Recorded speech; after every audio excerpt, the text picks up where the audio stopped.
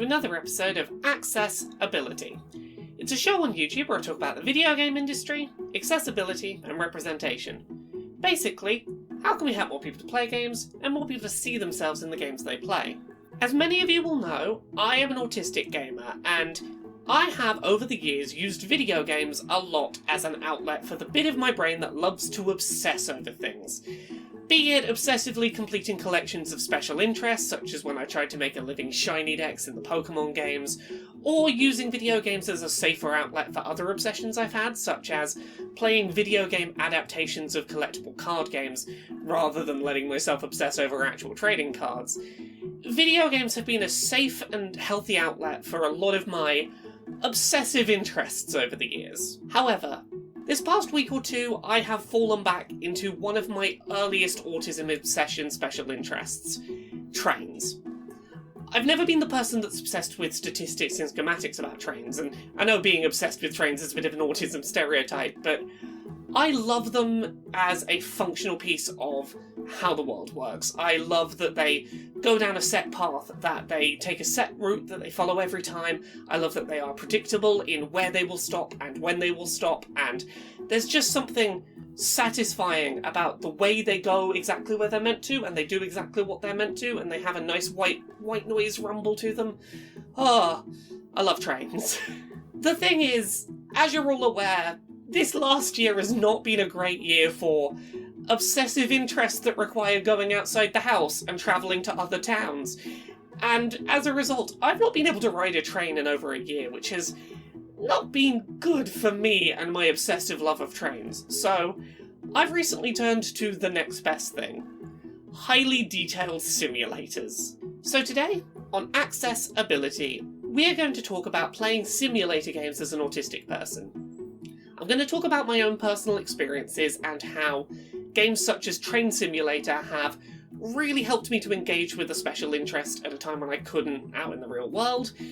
But we're also going to talk about their pricing model and how it can be a really bad slippery slope for people who, like me, have come to this very niche game because of a particular obsession. Let's start with the positives of playing simulator games as an autistic person.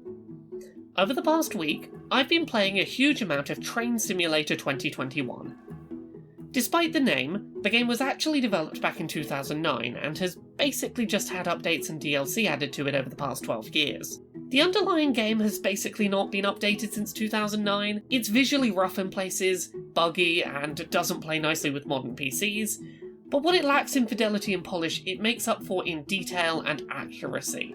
Train Simulator 2021 is a very accurate train driving simulator where you take real-time train journeys across real-world routes in recreations of real-world trains. For someone like me, whose obsessive interest in trains centres around specific train models and routes that I've been on in the past, this is absolutely fantastic. I can drive a Class 450 train, for example, from Bournemouth to Southampton, a route that I used to travel regularly, stopping at stations I grew up stopping at. I can move the camera outside the train and explore stations I know really well, recognise tunnels and fields that show up where they should on my journey, and even control the train while sitting in the passenger seating, where the seats are correctly modelled for the class of train. In the front cabin, I can manage controlling the train using an accurate dashboard recreation that, while a little simplified in the aspects you need to interact with, in essence works the same way as the real-world train. Train Simulator 2021 has basically given me the ability to explore the journeys my brain has been obsessing over, from the safety and comfort of my own home, away from everything going on outside in 2020 and 2021. The game is an accessible way to capture what I love about trains, at a time when it wouldn't be safe for me to deal with my obsessions in person. A real obsession lifeline adherent to lockdown. It has allowed me to surround myself with something familiar and routine, with myself in total control, and for someone obsessed with trains, that has been just what I needed. However, my experience with simulator games has not been completely rosy. I have had some issues here and there over the years with them as a genre, so we're going to use the rest of this video to talk about the pricing model for simulator games and particularly their DLC.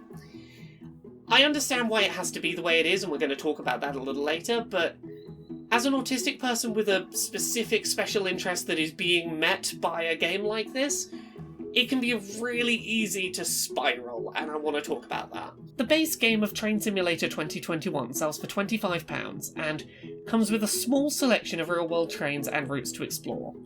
You've got a few routes to travel, a couple of steam trains, a couple of diesel trains, and a couple of electric trains.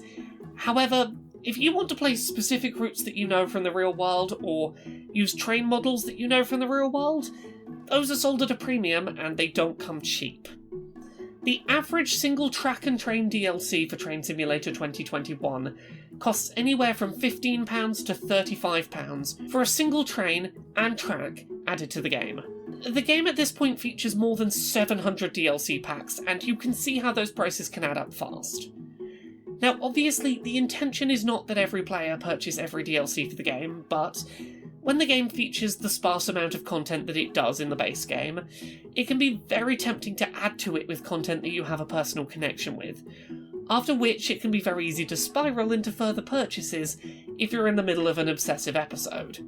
Adding your favourite 4 or 5 train lines and trains to the game doesn't feel like much, and suddenly you've spent nearly £150 on the base game and DLC. Simulator games as a genre have always had a relationship with expensive DLC, designed for players particularly interested in a specific niche.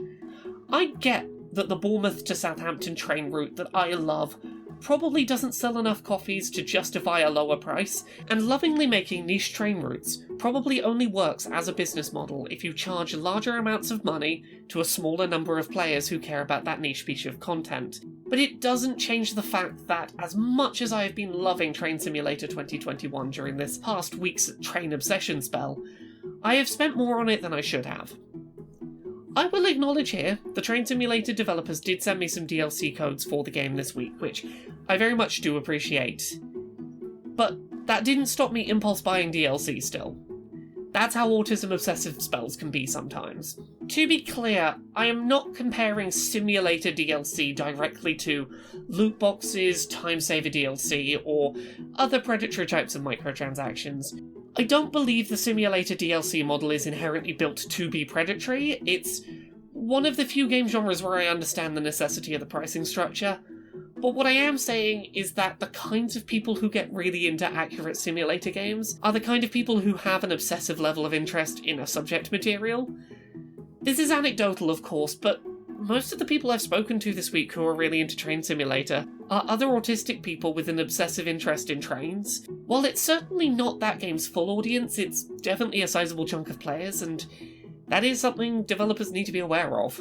While I would wholeheartedly recommend Train Simulator 2021 to other autistic people like myself who have been missing riding on trains and looking at trains and seeing trains and have an obsessive special interest in trains, but I would caution you to go in carefully because of the pricing model. I get why it is the way it is, but be cautious. Set yourself spending limits, a maximum amount that you want to spend on that game, and if you go over it, start thinking, am I buying out of impulse rather than making sensible choices? Give yourself a 12-hour window between when you decide you're going to purchase something and when you actually do, so that you're not purchasing it on impulse, and just be careful that something that can be a really healthy outlet for your special interest doesn't become an issue financially. I understand that simulator games, particularly ones that emulate niche real-world locations, can't really function without the expensive DLC model, but just be careful. Be aware that if you are an autistic person playing these games who has an obsessive interest in the topic at hand, it can be really easy to snowball purchases, and that needs to be something you take care of so that your obsession and the thing that you are interested in doesn't become a financial detriment.